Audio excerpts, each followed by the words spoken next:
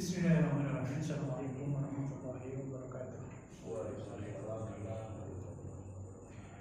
Innal hamdalillah nahmaduhu wa nasta'inuhu wa nasta'inu wa natubu ilaihi. Wa asyhadu an la ilaha illallah wahdahu la syarika lahu wa asyhadu anna Muhammadan abduhu wa rasuluhu amma ba'd.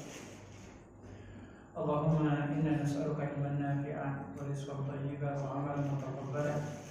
Allahumma 'allimna bima yanfa'una wa 'allimna bima jahilna. Wazidna hudan wa taufiqan wa salahan ya rabbal alamin. Allahumma amin amin ya rabbal alamin. Puji serta syukur kita panjatkan kehadirat Allah Azza wa Jalla. Alhamdulillah di malam hari ini berkenan Allah kembali mempertemukan kita semua di majelis yang insyaallah diberkahi ini. Kita berharap mudah-mudahan seiring tibanya bulan Rajab, Allah berkahi kita semua dengan kedatangan bulan Rajab ini, sebagaimana Allah berkahi kita dengan kepanjangan usia di bulan Sya'ban dan di bulan Ramadan yang akan datang. Salawat dan salam mudah-mudahan senantiasa terlimpah curahkan teruntuk suri teladan kita Habibana wa Nabiyana Muhammadin sallallahu alaihi wasallam, teruntuk para sahabatnya, tabi'innya, dan mudah-mudahan kita semua dihalalkan oleh Allah mendapatkan dan dikaruniakan syafaat Rasulullah di yaumil hisab nanti. Allahumma amin amin ya rabbal alamin. Jamaah rahimakumullah, kita masih melanjutkan pembahasan bab yang berhubungan seputar hari akhir. Jikalau di pertemuan sebelumnya kita membahas tentang amalan-amalan apa saja yang bisa menjadi penyebab siksa kubur dan amalan apa saja yang bisa melindungi kita dari siksa kubur, maka kita melanjutkan dari atau merujuk ke kitab At-Tadhkirah yang dikaryakan oleh Imam Al-Qurtubi. Kali ini kita membahas tentang bab yang berhubungan tentang ditiupnya sangkakala. Tentu saja bab yang berhubungan dengan peniupan sangkakala ini masuk ke dalam pembahasan perkara yang sifatnya gaib. Dan kita yakini sebagai seorang muslim tidak ada ajaran yang menjelaskan begitu sangat detail terkait fenomena hari kiamat seperti layaknya ajaran yang diwahyukan oleh Allah kepada Rasulullah SAW. Maka dalam bab yang berhubungan dengan peniupan sangkakala, kita sedikitnya mendapatkan gambaran bagaimana kemudian Allah Ta'ala menceritakan apa yang akan terjadi ketika kehidupan di alam semesta raya ini dinyatakan berakhir dengan hari kiamatnya. Setidaknya ikhwata imanullah, hadis atau ayat-ayat yang berhubungan dengan peniupan sangkakala ini sangat banyak. Di Al-Quran sangat banyak, dalam hadis-hadis yang sahih juga banyak.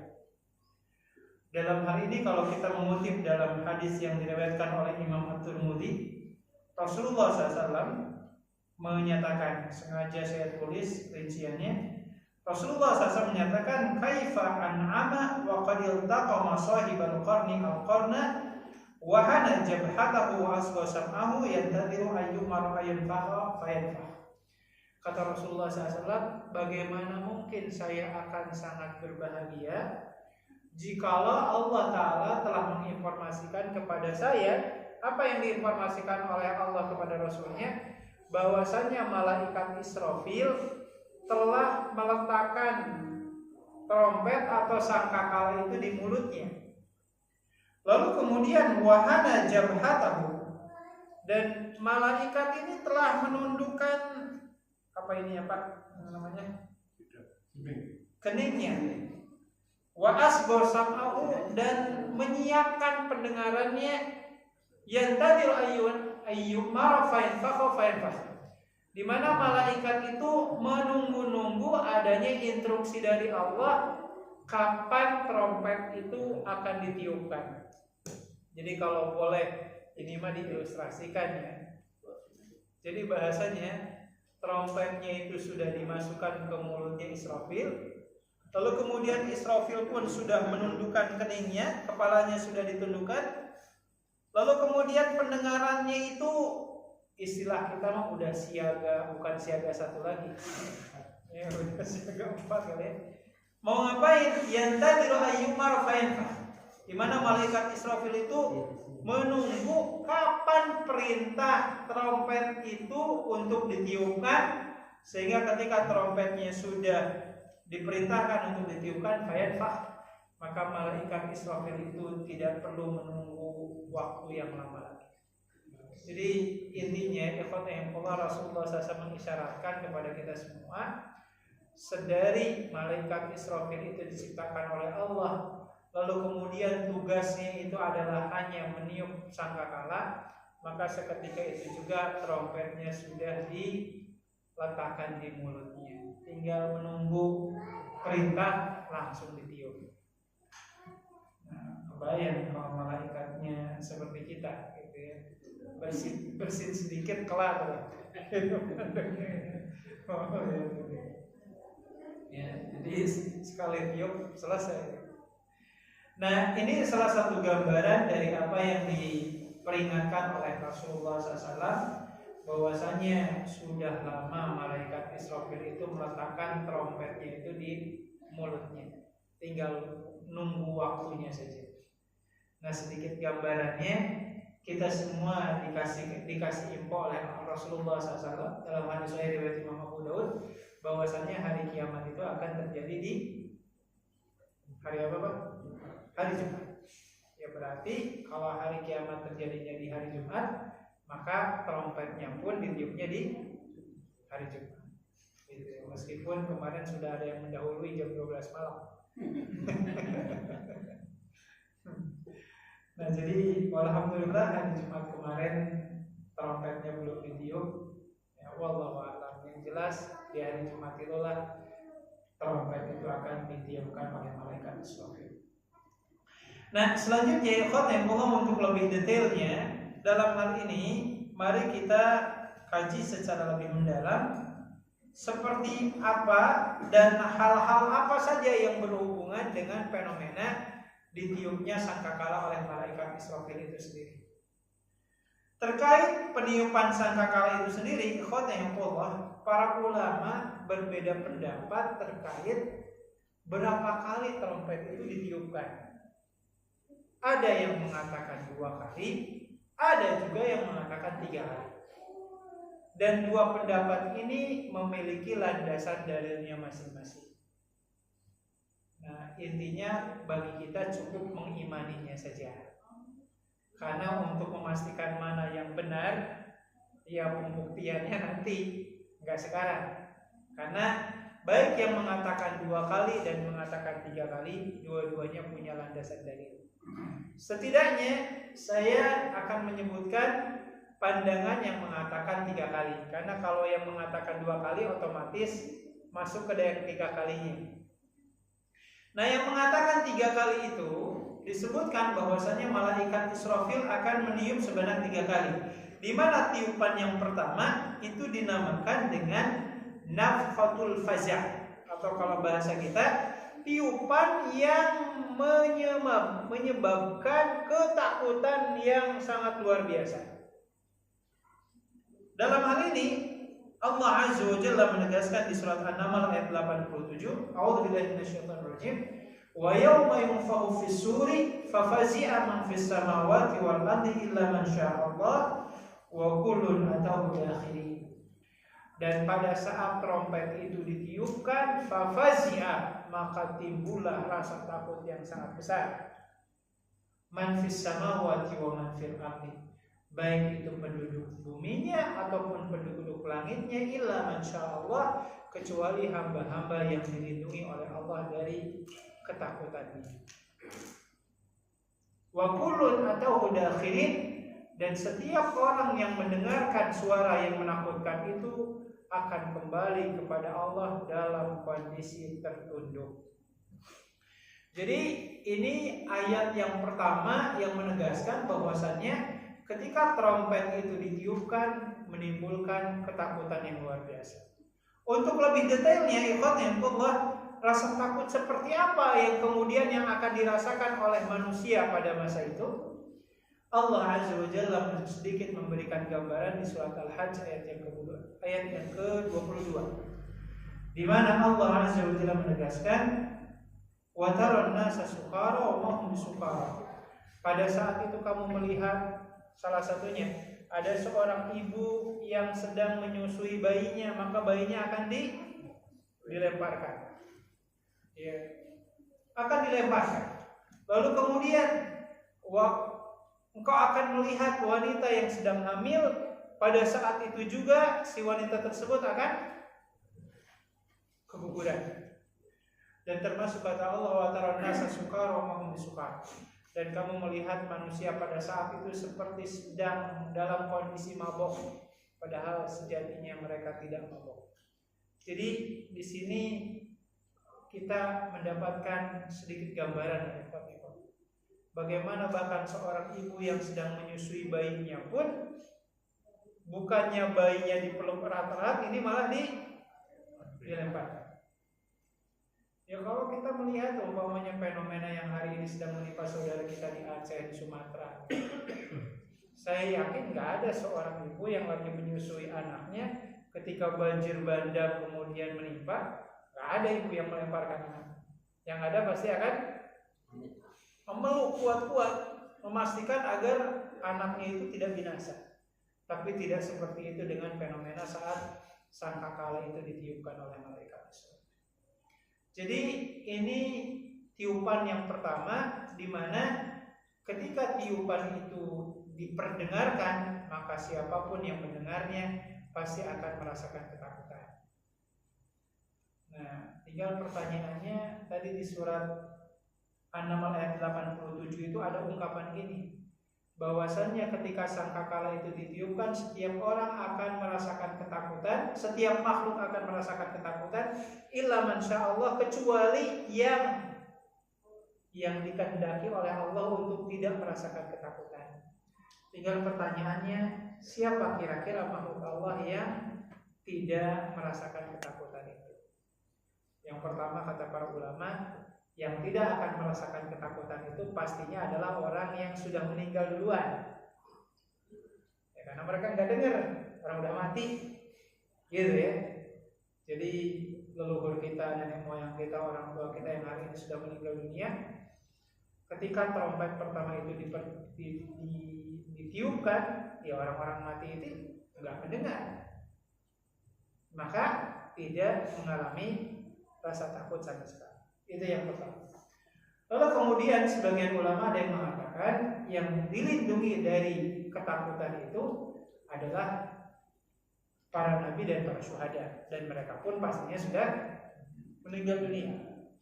Adapun dari makhluk sebangsa malaikat yang dilindungi oleh Allah dari rasa takut itu ada 3 malaikat.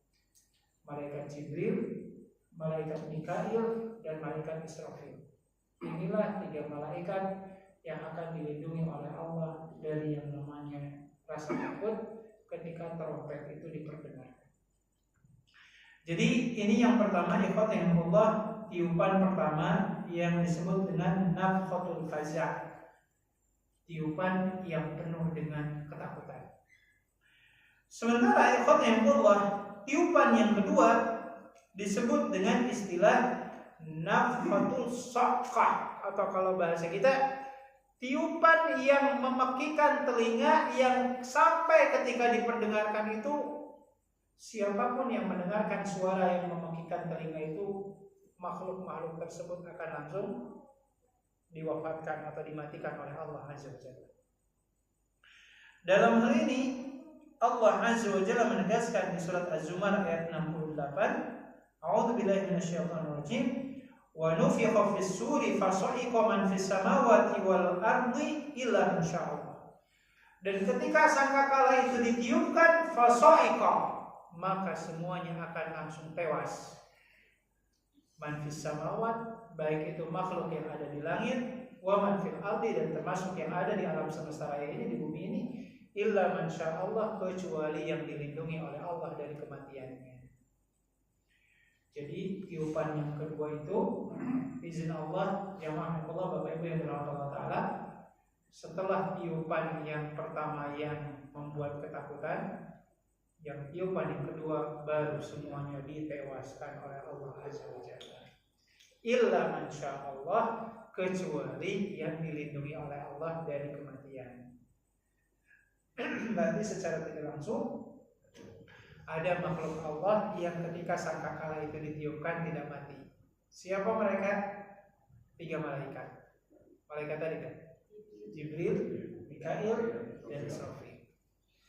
Sampai dalam hadis sahih riwayat Imam Muslim, ketika seluruh makhluk telah ditewaskan dan dibinasakan oleh Allah Azza wa Jalla, malaikat Israfil kemudian bertanya, tugas saya saat ini apa? Karena udah selesai. Ya, malaikat kemudian dalam hal ini, malaikat Israfil. Saya ulang ya, Jibril, Israfil, dan Israfil, bukan Mikail. Kalau Mikail itu tadi yang pertama, dilindungi oleh Allah dari rasa takut. Ya, tiupan yang pertama itu. Nah, tiupan yang kedua, Jibril, siapa tadi Pak? Israfil dan Israfil. Ketika Israfil sudah meniup tiupan yang kedua, maka kemudian Israfil, meskipun dalam kajian akidah sebenarnya nggak ada malaikat namanya Israfil. Israfil itu penamaan yang diberikan oleh orang Yahudi. Karena dalam Al-Quran dan As-Sunnah itu bukan Israfil, tapi penyebutannya disebut dengan istilah Malakul Maut. Malakul Maut itu kalau terjemahan bahasa Indonesianya yang malaikat pencabut nyawa.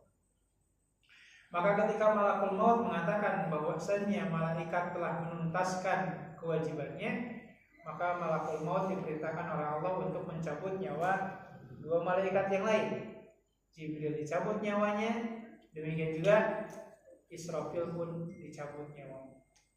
Dan yang terakhir adalah ya malaikat maut itu sendiri yang dicabut nyawanya oleh Allah Azza wa Jalla. Cuman catatan yang harus kita perhatikan di sini ya Allah, bahwasanya ketika sangkakala itu ditiupkan, ketahuilah bahwasanya yang membuat makhluk di alam semesta raya itu meninggal bukan karena trompetnya, tapi karena apanya? Karena Allah yang mencabut dan membinasakan nyawa-nyawa mereka. Karena yang mematikan dan menghidupkan makhluk adalah Allah, bukan sangkakalanya. Ya, kalau Allah menakdirkan Israfil niup, kata Allah jangan mati, ya jangan mati.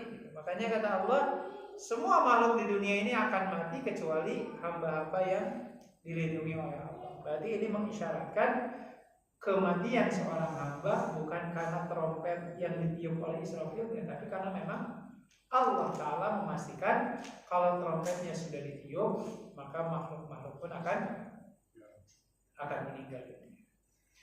Nah, singkat cerita, ikhwanillah, ketika trompet yang kedua kemudian ditiupkan dan seluruh makhluk-makhluk Allah binasakan, termasuk 3 malaikat tadi, maka hal yang terjadi selanjutnya adalah terjadilah yang namanya penghancuran alam semesta raya ini. Jadi tiupan kedua ditiup, seluruh makhluk tewas dan alam semesta raya pun hancur. Ya, kalau kita baca dalam beberapa riwayat, Allah menyebutkan bagaimana langit itu akan runtuh, ya? Bagaimana bintang-bintang akan berjatuhan, bagaimana matahari akan Allah hilangkan sumber cahayanya, sumber energinya jadi gelap dan seterusnya. Dan pada saat itulah kemudian Allah Azza wa Jalla menegaskan di surat Ibrahim ayat 48. A'udzubillahi minasyaitonir rajim. Yauma tubaddalul ardu ghairul ardi was samawati wa barazu lillahi wahidul qahhar. Ketika bumi itu kemudian Allah hancurkan, maka kata Allah yauma tubaddalul ardu, pada hari itulah bumi itu akan Allah gantikan dengan bumi yang baru. Jadi maksudnya ya Allah, jangan diartikan nanti hari kiamat itu bumi ini akan hancur sehancur-hancurnya. Enggak. Bumi akan tetap ada, cuman isinya yang akan Allah hancurkan. Jadi istilahnya entah ya, kalau bumi ini bentuknya bulat atau lonjong, apa datar? Ya wallahu alam ya. Karena selama ini ilmu yang kita dapatkan sih pelajarannya versi barat kan. Kalau di Al-Quran katanya kan datar gitu. Terlepas dari itu semua, Allah, yang jelas ketika seluruh makhluk di dunia ini Allah binasakan dan seluruh yang ada di alam dunia ini Allah hancurkan, maka pada saat itulah kata Allah di surat Ibrahim ayat 48, bumi ini akan muncul dalam wujud terbarunya. Apa wujud terbarunya? Nggak ada lembah, nggak ada gunung-gunung, semuanya posisinya datar, rata. Yang kemudian kita istilahkan dengan istilah padang mahsyar. Nah, dalam hal ini, Allah, ketika alam dunia itu Allah munculkan dalam wujud yang baru, pertanyaannya, jasad manusia dan arwah-arwahnya pada kemana? Nah, itu yang jadi pertanyaan. Ketika bumi itu diratakan semuanya, jasad-jasadnya ada di mana? Ruh-ruhnya ada di mana? Nah, tentu saja ini yang patut kita syukuri, Allah, karena yang bisa menjelaskan sedemikian detail itu ya ajaran Islam. Maka dalam beberapa riwayat disebutkan, salah satunya Imam Al-Qurtubi merujuk kepada petikan firman Allah di surat Fatir ayat yang ke-9, di mana Allah Azza wa Jalla menegaskan ketika ditanya, ketika alam raya ini semuanya datar, pertanyaannya jasad-jasad manusia kemana, arwah-arwahnya kemana? Maka disebutkan, a'udzubillahi minasyaitonirrajim, wallahu alladzi arsala riyaha fatusiru sahaban fasuknahu ila baladin mayyitin fa ahyayna bihil ardha ba'da mautiha wa ilaihi nusyur. Kata Allah, dan Allah lah yang kelak akan menurunkan air dari atas langit sana.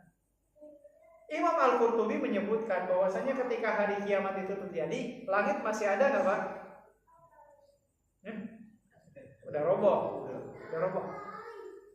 Jadi nanti Allah Azza wa Jalla berdasarkan surat Fatir ayat ke-9 itu, Allah akan menurunkan air dari bawah arasnya, dari singgasananya, seperti layaknya, mohon maaf, ini ada yang belum menikah soalnya. Nanti Allah akan menurunkan air, tapi bukan air hujan ya Pak. Imam Al-Qurtubi menyebutkan, mohon maaf, akan menurunkan cairan layaknya cairan air mani laki-laki.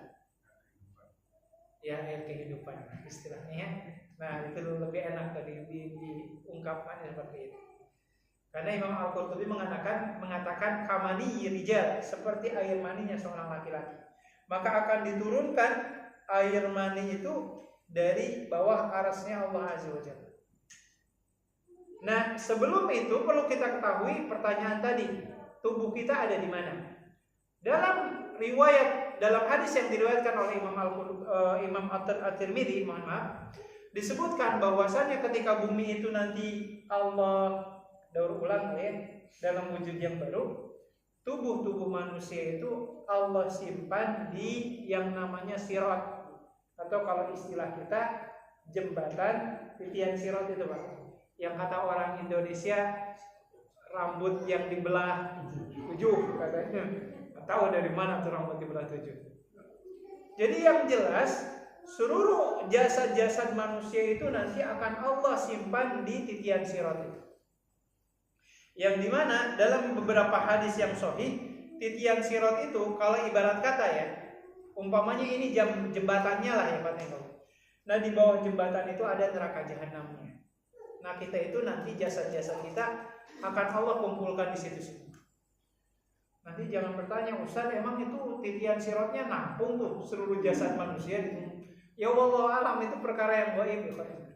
Yang jelas Rasulullah SAW ketika ditanya oleh Siti Aisyah, ya Rasulullah, ketika manusia itu semua ditewaskan dan alam semesta ini mengalami kiamat, tubuh-tubuh kita ada di mana? Rasulullah SAW mengatakan, tubuh kita Allah kumpulkan semuanya di titian sirat. Nah pertanyaannya kemudian, kalau tubuh kita ada di titian sirat, pertanyaannya, lantas arwahnya ada di mana? Nah dalam hal ini Imam Al-Qurtubi menegaskan dalam beberapa riwayatnya bahwasanya arwah seluruh makhluk atau manusia-manusia itu Allah Subhanahu wa taala kumpulkan semuanya di trompetnya malaikat Israfil. Jadi nanti ikhwanullah kan ada tiupan yang ketiga ya. Kalau tiupan yang pertama kan menimbulkan ketakutan. Tiupan yang kedua adalah semuanya ditewaskan. Nah, tiupan yang ketiga ketika arwah-arwah itu dikumpulkan di trompetnya Israfil, ketika ditiupkan maka arwah itu akan kembali lagi ke jasadnya masing-masing. Riwayatnya seperti itu. Cuman ya memang ini kan perkara gaib, antara faktanya seperti apa, buktinya apa, ya memang nggak bisa dibuktikan. Ya ingin pembuktian ya nanti aja gitu ya. Yang jelas Rasulullah SAW mengatakannya seperti itu.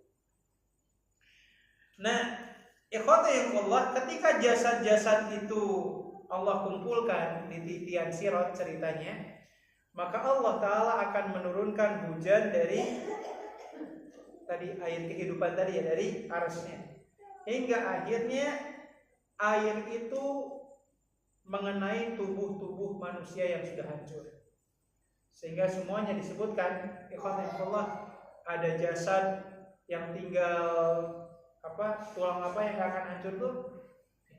Tulang ekornya. Ketika tulang ekor itu terkena air, maka langsung kemudian tumbuh jasad secara utuh. Lalu kemudian bahkan disebutkan kalau ada manusia yang matinya itu diterkam hewan buas, atau kalau meninggalnya di lautan sudah dimakan oleh ikan, maka dari tulang ekor ini kemudian akan tumbuh lagi jasad-jasadnya. Cuman yang pastinya ikhwanullah, ini kabar gembira bagi kita semua. Setiap kita nanti dibangkitkan di padang mahsyar itu, usia kita itu semuanya sama, di usia 30 tahun. Jadi semuanya muda kembali. Gitu ya. Nah, kalau ada yang bertanya, Ustaz, kalau yang matinya balita gimana? Wallahu a'lam gitu ya. Yang jelas kita nih yang sudah melewati usia kepala 4, kepala 5 nanti muda lagi. Jadi di padang mahsyar semuanya kumpul usianya 30 tahun.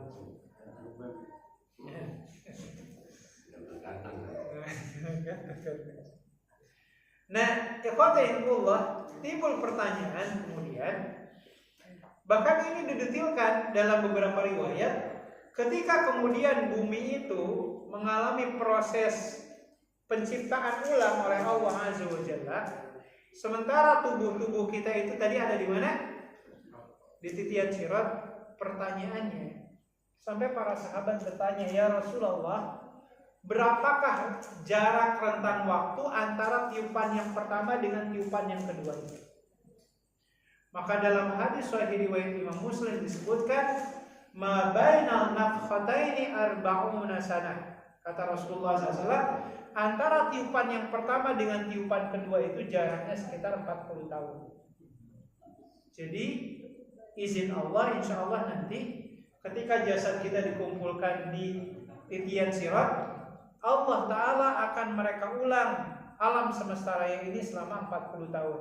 Dan disebutkan di surat Fatir ayat 9, kata Imam Al-Qurtubi, Allah akan menurunkan hujan dari atas arsy-Nya, yang hujan ini turun selama 40 tahun lamanya, sehingga menyebabkan bumi ini tenggelam sekitar 12 hasta. Satu hasta itu sekitar setengah meter. Jadi nanti bumi ini akan mengalami kondisi banjir selama 40 tahun, di mana ketinggian air itu sekitar 6 meter. Pada saat itulah gunung-gunung akan luluh rata, gak ada lagi lembah-lembah, semuanya rata.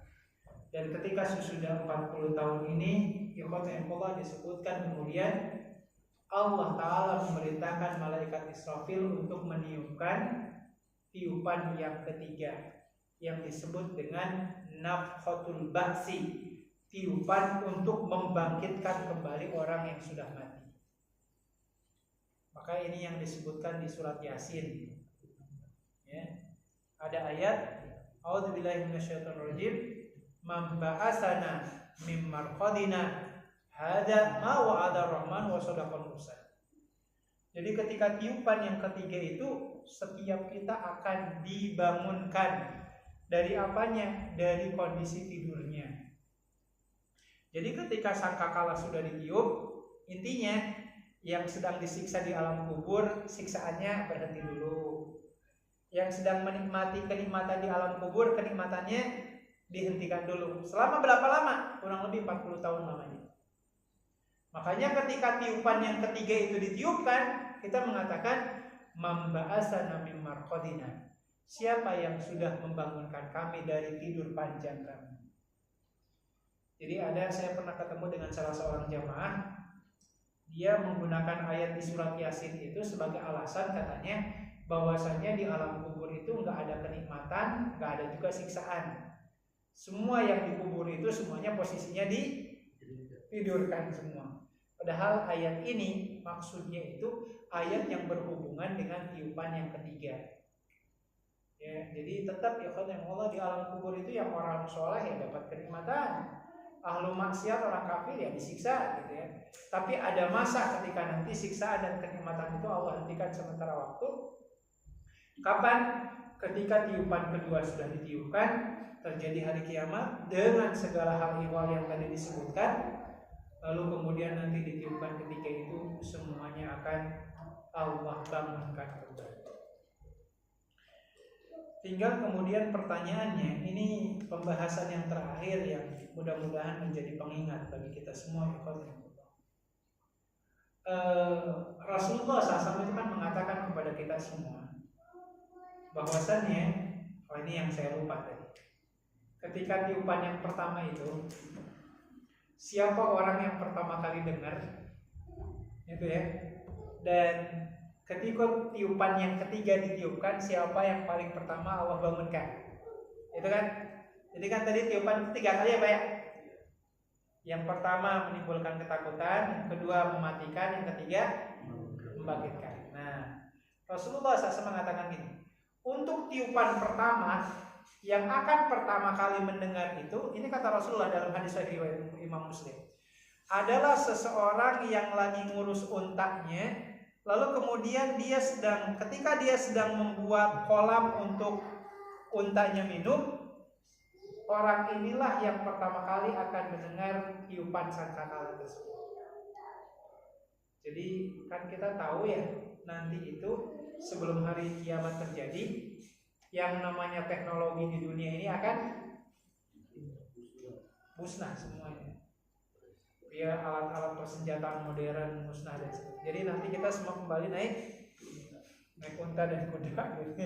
Tapi kayaknya kita nggak akan ngalamin, ya, insya Allah gitu ya. Jadi diceritakan pada saat itu ada seorang pemilik unta lagi bikin kolam untuk minum untanya.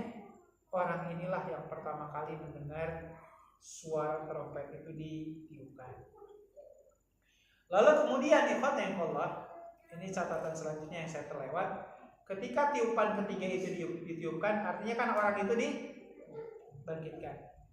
Maka Rasulullah SAW mengatakan, wa ana awwalu man yanshaqu minal qubur, dan sayalah manusia yang pertama dibangkitkan oleh Allah dari kubur. Jadi hamba Allah yang nanti insya Allah pertama kali dibangkitkan dari kuburan itu Rasulullah SAW. Baru sesudah itu kita semua selaku umat. Usianya berapa tahun tadi Pak? 30 tahun. Tapi ya 30 tahun itu punten ya, kita telanjang, itu kan? Lalu nyeker, gak pakai sepatu, gak pakai sendal. Terus mohon maaf yang terakhir punten ya, kemaluannya tumbuh kembali kuncupnya. Jadi istilahnya burlan, layaknya anak kecil yang belum disunat. Cuman saya belum tahu apa hikmahnya sih. Kenapa ketika kita dibangkitkan di alam kubur kok sampai kemaluan saja muncul kembali kuncupnya, gitu ya. Wallahu a'lam apa itu hikmahnya, hanya Allah yang mengetahui. Cuman pastinya Allah tadi yang pertama kali dibangkitkan adalah Rasulullah SAW. Wa awwalu man yuksa yaumal qiyamah Ibrahim. Kata Rasulullah, dan manusia pertama yang akan Allah tutup auratnya adalah Nabi Ibrahim alaihissalam. Jadi ini bagian dari fadilah keutamaan Nabi Ibrahim alaihissalam, di mana manusia yang pertama akan Allah tutup auratnya adalah Nabi Ibrahim alaihissalam. Nah, paling catatannya ini yang saya maksudkan, Allah, adalah hadis yang disabdakan oleh Rasulullah SAW dalam hadis sahih riwayat Imam Muslim. Rasulullah mengatakan gini, yub'asu kulla abdin yaumal qiyamati ala ma mata alaihi. Kata Rasulullah SAW, kondisi manusia itu dibangkitkan dari kematiannya itu, kondisinya itu disesuaikan dengan kondisi pada saat dia meninggal. Jadi apakah meninggalnya husnul khotimah atau meninggalnya su'ul khotimah? Itu yang akan menentukan kondisi kita kondisi kita dibangkitkan nanti di hari kiamat.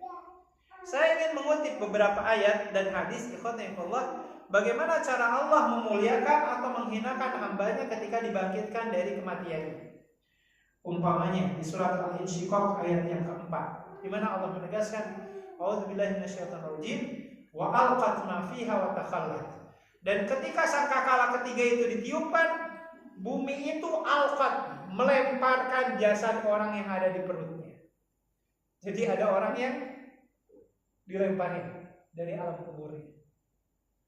Itu menggambarkan bumi udah bosan kali ya menjadikan isinya itu sebagai tempat untuk memendam jenazah atau mayat orang-orang pelaku dosa. Ada yang dilemparkan, ada yang dibuang kayak gitu. Ada juga ya, kata Rasulullah SAW, yub'as, yang memang dibangkitkan dengan penuh kehormatan. Jadi ada yang dilemparin, ada yang dibangkitkan. Dan kata Rasulullah SAW, wa ana awwalu ma yub'as, dan sayalah orang yang pertama yang akan dibangkitkan oleh Allah. Jadi bahasanya bumi dengan sengaja mengeluarkannya tetapi dengan penuh penghormatan. Jadi ada yang dilemparin, ada yang dibangkitkan. Nah, sebagai gambaran dalam hal ini, Allah dan Rasulnya menceritakan kepada kita semua contoh-contoh orang-orang yang dimuliakan pada saat dibangkitkannya. Contohnya umpamanya adalah apabila seorang muadzin semasa hidupnya yang istiqomah gemar adzan, maka nanti ketika dibangkitkan di hari kiamat, Rasulullah SAW mengatakan, atwalu unuqan yaumal qiyamah. Kalau Anda ingin melihat manusia yang paling panjang lehernya di hari kiamat, maka mereka adalah para muadzin. Tapi ingat ya, ini maksud panjang leher itu bukan jerapah. Bukan, masa ada manusia lagi gitu. Tapi maksudnya adalah seperti yang dijelaskan oleh Imam An-Nawawi rahimahullah ta'ala, beliau mengatakan, kalaulah ada manusia yang diberikan kesempatan untuk bisa melihat begitu banyak rahmat Allah yang diberikan untuknya, maka mereka ini adalah para muadzin. Jadi muadzin itu nanti akan diperlihatkan oleh Allah, inilah kenikmatan-kenikmatan yang akan kami berikan untuk kamu. Sementara kenikmatan itu telah diperlihatkan oleh Allah semasa mereka masih di padang mahsyar. Makanya berdasarkan dalil ini para ulama bersepakat mana yang lebih gede pahalanya, muadzin atau imam yang memimpin sholat 5 waktu. Para ulama mengatakan pahala yang paling besar itu adalah muadzin. Apalagi muadzin subuh. Karena biinilah ya, asbab wasilahnya nih, kita semua datang ke masjid ini karena mendengar adzan. Kalau enggak dengar adzan ke masjid ya mudah-mudahan ke masjid ya. Inilah ya, kita semua asbab wasilahnya kan ada yang mengingatkan. Maka kata Rasulullah SAW, bukan hanya manusia, bahkan ketika jin pun mendengar suara muadzin itu mengumandangkan adzannya, lalu mereka ikut sholat bersama kita di masjid ini, maka muadzin pun mendapatkan pahala dari orang-orang yang sholat di masjid ini, termasuk jin-jinnya pun ikut sholat di sini, muadzin dapat pahala. Maka itu yang pertama, ada muadzin yang dibangkitkan oleh Allah, lalu langsung diperlihatkan pahala-pahala yang akan, kenikmatan-kenikmatan yang akan Allah berikan kepada kita. Atau contoh yang lain, ikhwanahumullah, di antara hamba Allah yang akan dibangkitkan dalam kondisi yang sangat mulia itu adalah mereka yang meninggal dalam kondisi mengenakan kain ihram, baik itu sedang haji atau umrah. Di mana Rasulullah SAW mengatakan kalau ada orang yang meninggal dunia dalam kondisi mengenakan kain ihram, di mana dia sedang menunaikan ibadah haji atau umrah, maka kata Rasulullah SAW, kafinuhu fi saubain. Kata Rasulullah, hendaklah kain ihramnya itu yang menjadi kain kafannya. Dan kata Rasulullah SAW, la tukhammiru, jangan kau tutup wajahnya, biarkan saja bagian wajahnya terbuka. Jadi yang kain ihramnya itu hanya menutup bagian badan sampai ke bagian kakinya, sementara bagian wajahnya itu jangan ditutup. Kenapa seperti itu? Rasulullah SAW mengatakan, fa innahu yub'atsu yaumal qiyamati mulabbiyan, karena nanti di hari kiamat dia dibangkitkan itu sambil mengucapkan talbiyah. Jadi ketika trompet yang ketiga itu ditiupkan, maka orang yang meninggal dalam kondisi haji atau umroh itu Allah bangkitkan dengan mengenakan kain ihramnya. Berarti mereka nggak telanjang kan? Dibangkitkan dengan mengenakan kain ihramnya sambil mengucapkan labbaik Allahumma labbaik, labbaik la syarika laka labbaik, dan seterusnya. Maka ini contoh hamba-hamba Allah yang Allah bangkitkan dalam kondisi mulia. Tapi sebaliknya, sebagai penutup ikhwan Allah, ada juga yang Allah bangkitkan dalam kondisi penuh dengan kehinaan. Contohnya apa? Mereka para koruptor. Nah, sengaja saya nyebutin koruptor nih, gitu ya, biar nakut-nakutin gitu ya. Di surat Ali Imran ayat 161, Allah menegaskan, a'udzubillahi minasyaitonir rajim, wa may yaqul ya'ti bima ghalla yaumil qiyamah. Dan siapa orang yang melakukan tindakan korupsi, maka nanti di hari kiamat dia memikul barang bukti hasil korupsiannya. Jadi kebayang Allah ya, kalau harta korupsinya dibeliin mobil, dibeliin apa, jadi dipikul di atas pundak. Ya'ti bima ghalla yaumil qiyamah. Maka Imam Ibnu Katsir dalam kitab tafsirnya menyebutkan, ada orang di padang mahsyarnya itu ada yang bawa sapi di pundaknya dan seterusnya. Dan itu adalah balasan sekaligus barang bukti, gitu ya, yang pernah dia korupsi semasa hidupnya di dunia.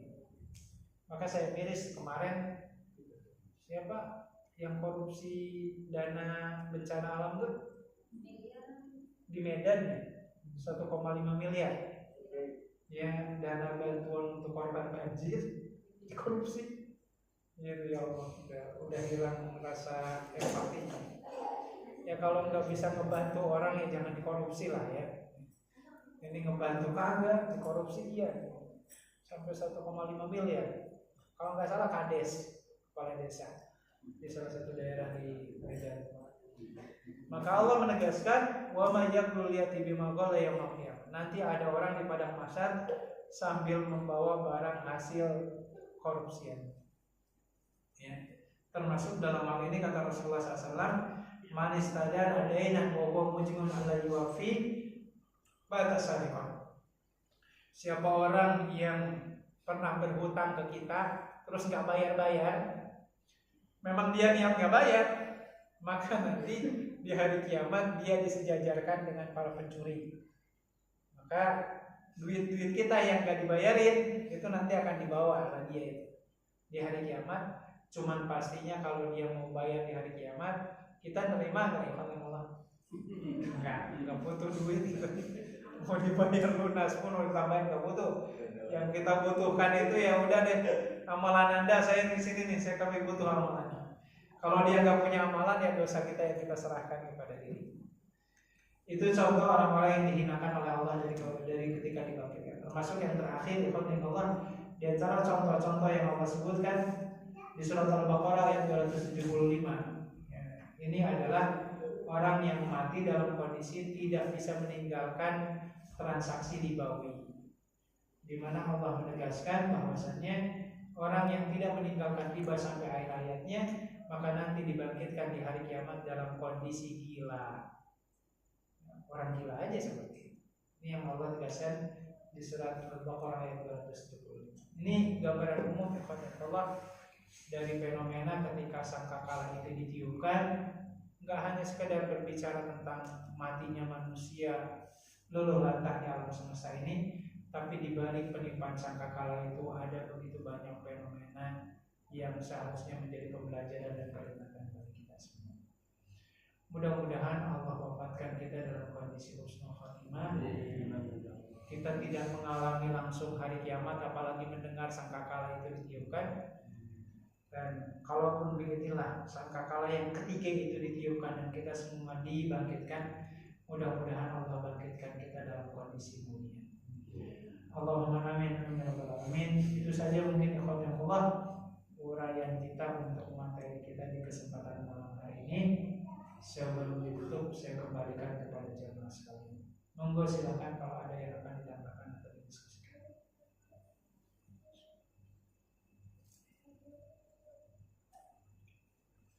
Ini masih pada liburan nih.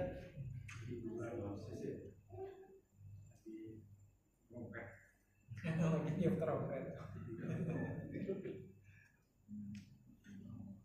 Alhamdulillah ya. Malaikat Israfil nggak niup, ikut niup.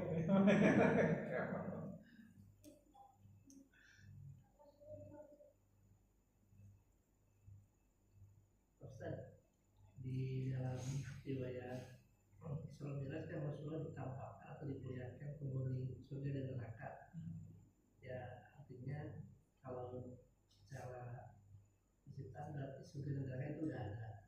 Nah, kemudian yang diperlihatkan itu orang-orang yang disiksa berdasarkan dosa-dosanya sebagai Rasulullah, itu kenapa berarti kan orangnya udah ada tuh. Nah, itu yang dipertampakkan itu orang yang perumpamaan yang ditujukan contohnya apa memang penghuni surga dan neraka kan artinya orang belum dihisab gitu kan, belum ada buktinya, belum ada penghuni surga dan neraka gitu. Tapi ketika Rasulullah sedang Mi'raj diperlihatkan, itu yang pertama. Kemudian yang kedua, ada keterangan yang mengatakan bahwa orang yang ada iman di hatinya maka dia tidak akan mengalami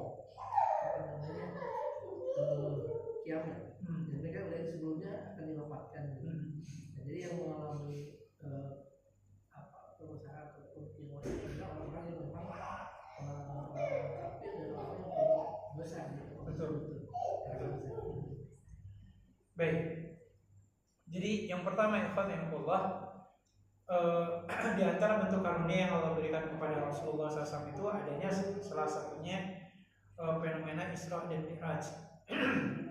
Di mana yang kita ketahui Rasulullah SAW menceritakan kepada kita salah satunya kenikmatan surga seperti apa, ya, yang Rasulullah SAW menyebutkan tanahnya itu, ya, lantainya itu terdiri dari bebatuan mutiara, emas dan berlian, kata Rasulullah, seperti itu.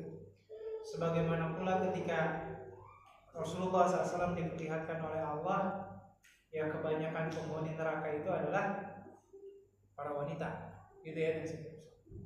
Tapi sejauh yang kita ketahui, wallahu a'lam, Rasulullah SAW tidak menyebutkan nama-nama orangnya. Gitu. Contoh, kebanyakan penghuni neraka itu perempuan. Si perempuannya siapa aja, hanya disebutkan ciri-cirinya saja, dan seterusnya.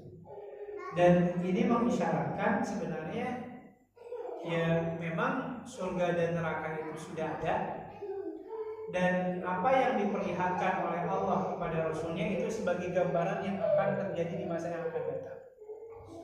Karena pastinya yang kita ketahui, ikhwanullah, bahwasanya yang pertama kali masuk surga adalah Rasulullah SAW. Nanti di hari kiamat yang pertama kali masuk surga Rasulullah. Sebagaimana pula Rasulullah menyebutkan yang pertama kali masuk neraka itu adalah 3 kelompok. Yang pertama adalah ahli Quran, yang kedua orang yang mati di medan pertempuran, yang ketiga ahli sedekah. Dan ternyata tiga-tiganya ini niat ibadahnya nggak tulus karena Allah, tapi riya, ingin dipuji-puji oleh orang. Maka 3 kelompok inilah yang pertama kali masuk neraka, ya, sebelum ahlu maksiat, orang kafir dan seterusnya. Jadi ini gambaran dari Rasulullah SAW mengingatkan kepada kita semua bahwasanya surga itu ada, neraka itu juga ada. Sekaligus menegaskan ciri-ciri sifat-sifatnya penghuni surga ini, ciri-ciri sifat penghuni neraka seperti ini dan seterusnya. Adapun orang-orangnya Rasulullah SAW nggak menyebutkan sejauh yang saya ketahui siapa si fulan yang ada di surga dan seterusnya, gitu ya. Kalaupun Rasulullah SAW menceritakan kepada kita, contoh Rasulullah mendengar suara terompahnya siapa? Bilal, dia di surga. Itu kan bukan fenomena Isra Miraj, tapi dalam mimpi Rasulullah SAW. Dan mimpinya seorang nabi adalah wahyu. Sama juga Rasulullah pernah mimpi mendengar suara orang yang sedang ngaji di surga. Pas Rasulullah nanya ke bidadari di surga, ini siapa? Kata bidadari surga, ini adalah suara sahabatmu yang bernama Nu'man bin Harisah. Pas ketika Rasulullah nanya ke malaikat Jibril, apa sih amalan Nu'man bin Harisah ini, disebutkan abarun nasi bi ummi. Kata malaikat Jibril, kalaulah ada manusia yang paling berbakti kepada ibunya, ya sahabatmu ini, Nu'man bin Harisah. Nah, fenomena ini didengar dan ya diperdengarkan oleh Allah kepada Rasulnya melalui mimpi Rasulullah SAW. Jadi seperti itu. Itu penegasannya ya. Jadi surga sudah ada, neraka sudah ada, dan ciri-cirinya sudah disebutkan. Ya, tujuannya adalah kalau ciri-ciri surga sudah disebutkan, hendaklah kita melakukan amalan-amalan tersebut. Sebagaimana ciri-ciri penghuni neraka pun sudah disebutkan, hendaklah kita menghindari perbuatan-perbuatan tersebut. Nah, termasuk dalam hal ini Allah terkait Rasulullah SAW mengatakan, la taqumu sa'atu illa ala sirril khalqi. Tidak akan mengalami hari kiamat kecuali orang-orang yang paling buruk. Jadi bahasanya orang paling brengsek lah, di antara yang paling brengsek yang ada. Jadi orang yang bahkan dalam hatinya udah nggak ada keimanan sama sekali. Kan kita ya diinfokan 10 tanda hari kiamat. Kalau masih ingat ya jamaah sekalian. Ini kalau kita sebutkan satu persatu. Cuman wallahu alam, apakah ini runut atau enggak? Cuman ini berdasar riwayat-riwayat yang ada ya. Ini saya nggak nyebutkan secara runut karena yang paling tahu hanya Allah. Sebut saja yang pertama ada Dajjal. Sesudah Dajjal siapa Pak? Turunnya Nabi Isa. Sesudah Nabi Isa membunuh Dajjal, disebutkan sesudah itu selama 7 tahun manusia hidup dengan aman, tentram. Sesudah 7 tahun Allah bebaskan Ya'juj Ma'juj. Saat itu Ya'juj Ma'juj kemudian Allah binasakan. Sesudah itu apa ya Pak? Terjadinya gempa pembenaman. Jadi nanti akan terjadi namanya likuifasi. Tiba-tiba tanah mencair, bergerak. Di mana saja Rasulullah menyebutkan, di bumi bagian timur, di bumi bagian barat, satu lagi di Jazirah Arab. Nanti di Jazirah Arab itu ada satu daerah tiba-tiba hilang. Seperti itu kata Rasul. Baru sesudah itu kata Rasulullah SAW, terbit matahari dari ufuk barat. Sesudah itu akan muncul yang namanya dukhon, asap. Yang kalau orang di hatinya ada keimanan, kalau mencium asap itu langsung bersin, langsung meninggal dunia. Sehingga yang merasakan hari kiamat itu ya hanya orang-orang kafir saja. Saya terlewat, jangan dukhon dulu. Ada namanya dabah. Dabah dulu sebelum dukhon. Dabah itu hewan melata berkeliling selama 40 hari di dunia ini, kasih tanda muslim kafir. Cuman nggak tahu kayak gimana tandanya, apakah pakai stempel atau apa gitu ya. Hanya Allah yang maha tahu. Yang jelas nanti dabah akan muncul. Dabah baru sesudah dabah tadi dukhon. Dia mencium langsung tewas. Sesudah dukhon baru sesudah itu muncul api dari negeri Yaman, baru sesudah itu terjadi hari kiamat. Jadi memang yang merasakan hari kiamat itu ya hanya orang-orang kafir saja. Sementara orang yang di hatinya ada keimanan, meskipun sedikit, akan Allah wafat. Nah, itu sedikit gambaran, dan mudah-mudahan kita nggak ngalamin hari kiamat. Imam Mahdi nggak ini ya? Imam Mahdi tidak termasuk 10 tanda besar. Tapi itu ada hadisnya kan ya? Ada. Sebelum Nabi Isa ya? Iya. Jadi pada saat Dajjal datang selama kurang lebih 40 hari berkeliling gitu kan, dan seluruh umat manusia mendapatkan fitnahnya, yang beriman dibunuh, yang goyah imannya jadi pengikutnya, sehingga yang tersisa manusia itu di tanah suci. Kata Rasulullah SAW, di Masjidil Haram, Masjid Nabawi, dan Masjidil Aqsa. 3 tempat itu akan dijaga oleh malaikat, sehingga nanti itu manusia-manusia yang beriman yang kumpul di Masjidil Haram, mereka udah bingung gitu bahasanya, mau ngapain lagi gitu, gak bisa ngapa-ngapain gitu. Pada saat itulah ketika sholat asar akan dilaksanakan, semuanya bersepakat untuk mengangkat satu pemimpin. Nah, satu pemimpin itu yang kita kenal dengan istilah Imam Mahdi. Jadi, ya, yang mengalahkan Yahudi. Iya, mengalahkan Yahudi. Jadi intinya Imam Mahdinya sendiri nggak tahu kalau dia Imam Mahdi. Makanya kalau sekarang ada yang ngaku Imam Mahdi, bohong. Cuman pastinya Rasulullah kan mengatakan Imam Mahdi itu kan namanya sama seperti namaku, nama bapaknya sama seperti nama bapakku, dan berasal dari nasab dan keturunan. Makanya kata Rasulullah, seluruh manusia di muka bumi ini nasabnya terputus kecuali nasab. Karena nasab Imam Mahdi itu nasabnya ke Rasulullah. Jadi seperti itu ya, Imam Mahdi tidak termasuk 10 tanda besar dari kiamat. Karena secara umum Imam Mahdi sendiri kan tidak punya mukjizat apapun. Beliau posisinya mempersatukan umat Islam yang tersisa di masa. Berarti awal-awal bertemu ya? Iya. Awal-awal berarti. Betul. Awal-awal sebelum Nabi Isa turun. Wow.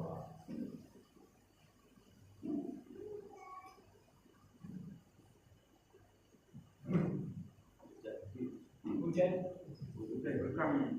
Iya. Mau pulang nggak bawa payung? Di kantor. Ya. Antara perdebatan puasa Rajab Nah, itu kan ada apa yang mengatakan yang pertama kan dia yang itu juga. iya. Jadi yang pertama gini,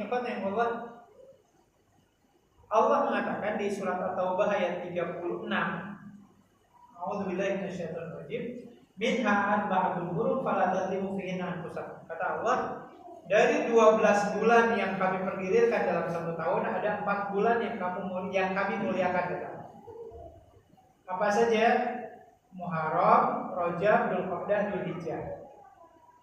Nah, Allah mengingatkan, fala tadlimu fihinna anfusakum, tolong di 4 bulan ini jangan berbuat dosa dan maksiat, karena dosanya akan dilipat gandakan. Nah, para ulama mengatakan berdasarkan ayat ini, kalau dosa dilipat gandakan, maka kebaikan pun pahalanya akan dilipat gandakan. Nah, berdasarkan ayat ini para ulama menegaskan bahwasannya ya kalau datang bulan Rajab dan bulan yang lain, Muharram, Rajab, Dzulqa'dah, Dzulhijjah, tolong perbanyak kebaikan dan minimalisir dosa dan maksiat, karena balasannya akan dilipat gandakan. Pertanyaannya, ada puasa khusus nggak di bulan Rajab? Jawabannya tidak ada. Nggak ada puasa khusus. Nah, di masyarakat kita ada kepercayaan dianjurkan puasa di 10 hari pertama. Umpamanya hari pertama pahalanya gini, hari kedua hari itu nggak ada. Intinya silahkan lakukan amal ibadah apapun. Ya, dari mulai yang wajibnya sampai yang sunnahnya. Yang sunnahnya apa? Ya kalau bicaranya puasa, ya puasa sunnah aja secara umum. Senin Kamis, Ayyamul Bid, Kayak rajin kayak saum Daud ya saum Daud. Nah, hanya terbatas puasa-puasa itu saja. Adapun puasa khusus di bulan Rajab itu enggak. Gitu ya. Nah, jadi silakan yang ingin memperbanyak puasa, ya fokus aja di puasa yang ada tuntunannya. Senin Kamis, puasa Daud atau Ayyamul Bidnya. Selebihnya nggak ada khusus yang namanya puasa Rajab. Bahkan di masyarakat kita, saya teringat ada namanya sholat rogoib. Apa tuh sholat rogoib itu? Sholat rogoib itu sholat yang dilakukan di Jumat pertama di bulan Rajab. Ya waktunya dari maghrib ke isya. Kalau di kampung-kampung masih ada, di kampung mertua saya ada. Jadi sholat rogoib itu di hari Jumat pertama di bulan Rajab. Jadi terdiri dari 2 rakaat, di mana rakaat pertama baca Al-Ikhlas 12 kali. Ya, saya sudah baca Al-Fatihah, baca Al-Ikhlas 12 kali. Lalu baca Al-Qadar 3 kali di rakaat kedua. Ada yang kayak gitu. Kalau dibaca-baca riwayatnya nggak ada kan? Riwayat-riwayat. Jadi ini menjadi pengingat lah ya bagi kita semua. Memuliakan bulan Rajab itu sebuah keharusan. Semangat beribadah pun itu harus, tapi bukan berarti melakukan amalan yang tidak ada contohnya. Gitu. Ya, Allah. Jadi nggak ada puasa khusus berat. Ya, nah sama seperti nanti itu bulan depan Nisfu Sya'ban nggak ada ya sebelum nggak ada kekhususan. Ada yang baca Yasin berapa kali, sholat berapa kali, nggak ada.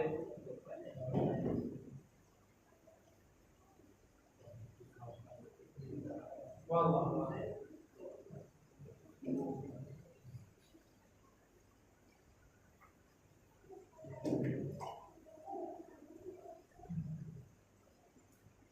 Cukup Bapak Ibu? Iya pulang nggak bisa.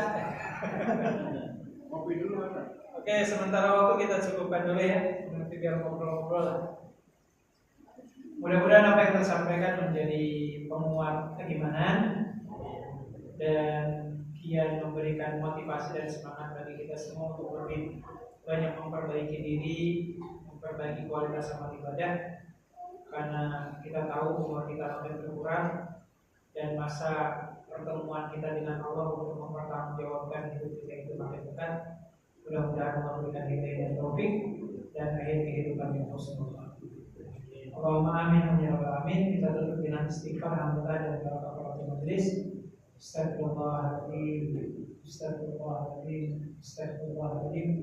Alhamdulillahirabbil alamin. Subhanakallahumma wa bihamdika asyhadu an la ilaha illa anta astaghfiruka wa atubu ilaik. Assalamualaikum warahmatullahi wabarakatuh.